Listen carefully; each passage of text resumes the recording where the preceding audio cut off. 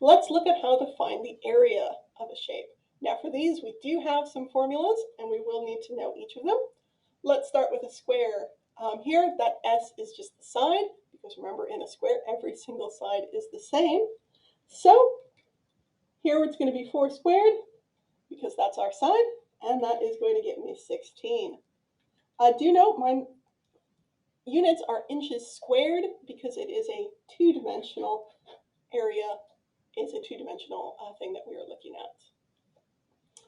All right, a rectangle, we're going to take the length times the width, and again, those will generally be given to us. So here it's 12 and 8 that we were told. And if we multiply those together, I get 96, and that is also going to be square inches. Now, the squares and the rectangles are usually pretty straightforward. Our triangles can get a little bit trickier. My formula is 1/2 BH, where that's the base times the height. And what's going to be tricky about these is we need to make sure we know which side is the base and which side is the height. Generally speaking, these are the sides that are going to have to be attached to this right angle, which may not necessarily be the sides we think. So for this first triangle, I'm going to use these two sides.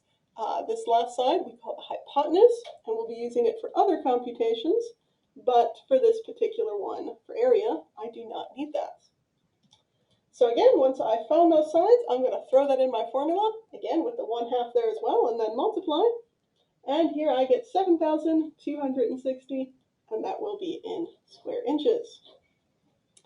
Again, for this one, we sometimes call that a perpendicular because we've made that right angle, or an altitude. You may have heard that term as well. But either way, that is the term I would like to use for my height, and then here's my base. So here I'm going to do 1/2 times 6 times 5. And here I will get 15, and that's going to be square meters. Again, that last one's the hardest. I've actually got 4 things total.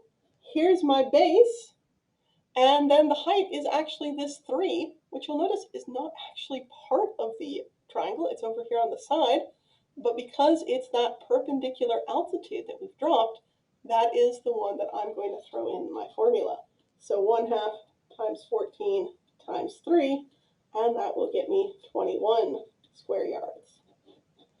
So again, for triangles, the thing we're going to most have to be careful about is making sure that we pick the correct 2 sides, because needless to say, if I picked one of the other sides here, I would get a different answer.